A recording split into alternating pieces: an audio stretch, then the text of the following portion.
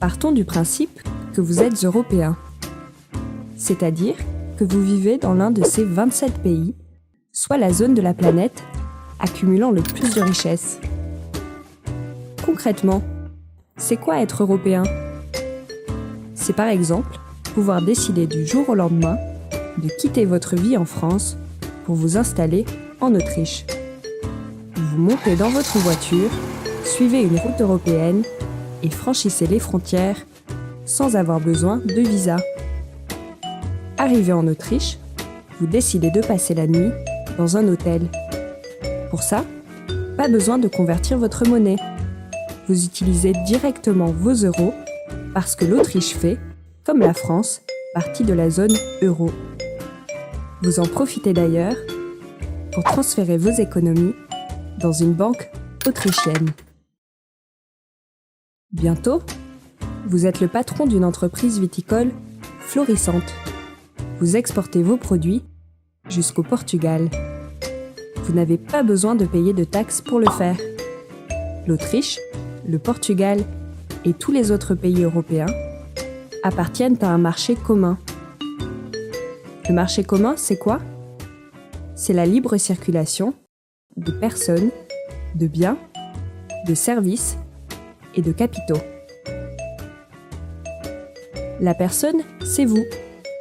Les biens, ce sont les bouteilles de vin que vous exportez. Le service, c'est votre emploi. Vous pouvez travailler ou faire travailler en Autriche sans permis de travail. Et les capitaux, ce sont les économies que vous avez transférées de votre banque française vers une banque autrichienne. L'Union européenne formant une union douanière, il n'y a pas de taxes à payer pour faire circuler des marchandises à l'intérieur de la zone. Les marchandises et personnes venues de l'extérieur, en revanche, nécessitent un paiement pour entrer sur le territoire. L'Union douanière donne à l'Europe une frontière extérieure commune. Durant votre petite escapade, vous avez donc découvert les 3 fondements de l'Union européenne. L'Union douanière, le marché commun et l'Eurozone, ou Union économique et monétaire, gérée par la Banque centrale européenne. Ces fondements sont en quelque sorte l'ADN de l'Union européenne. Alors comment ont-ils été établis ? Les principes fondamentaux de l'Union européenne sont mis en place par l'intermédiaire de traités. Ces traités sont signés par les gouvernements de chaque pays et les parlements nationaux. Ils sont appliqués grâce à la création de politiques communes, comme par exemple la politique régionale commune qui vise à transférer de l'argent des régions riches d'Europe vers des régions plus pauvres.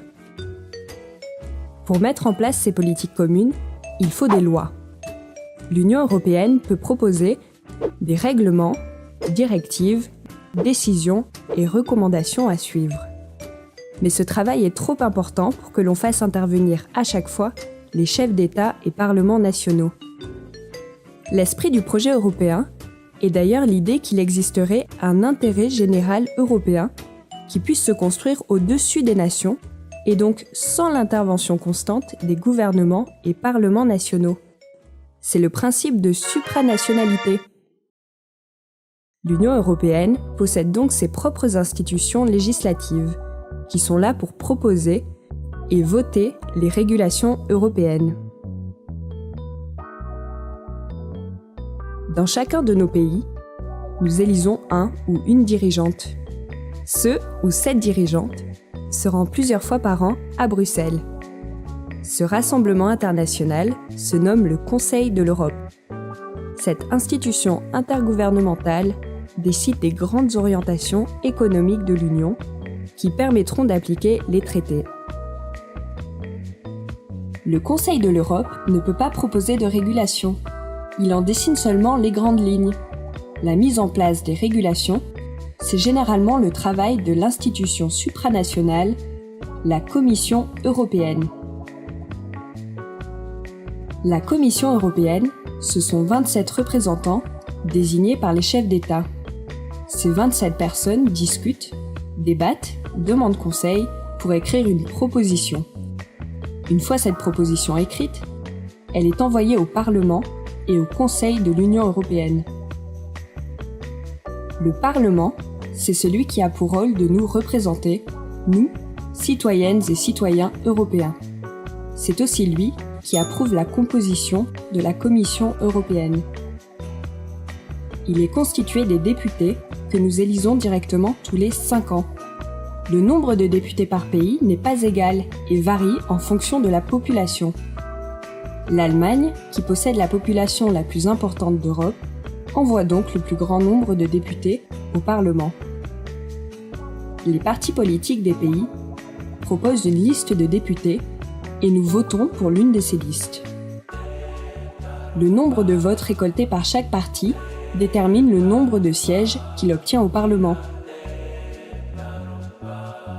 Le Conseil de l'Union européenne, lui, est aussi nommé Conseil des ministres, car il regroupe les ministres des États membres. La Commission envoie donc sa proposition au Parlement et au Conseil des ministres. Une fois que les deux sont d'accord, après de longs allers-retours, le texte est adopté. Aujourd'hui, l'Union européenne est loin de faire l'unanimité auprès des citoyennes et citoyens. On critique notamment le fait que les pays frontaliers doivent gérer à eux seuls une grande partie du flux de migrants. On critique également la politique économique et monétaire de l'Europe, dont l'exemple le plus frappant est la Grèce. La situation économique de la Grèce pointe le doigt sur l'impossibilité de l'Union européenne à réunir des économies complètement différentes sous une même politique monétaire décidée par la Banque centrale européenne. Enfin, on critique le manque de transparence des institutions européennes et la participation trop restreinte des citoyens aux décisions. C'est pour ces raisons que certains États membres envisagent de se retirer de l'Union européenne pour récupérer la part de souveraineté qui lui avait confiée.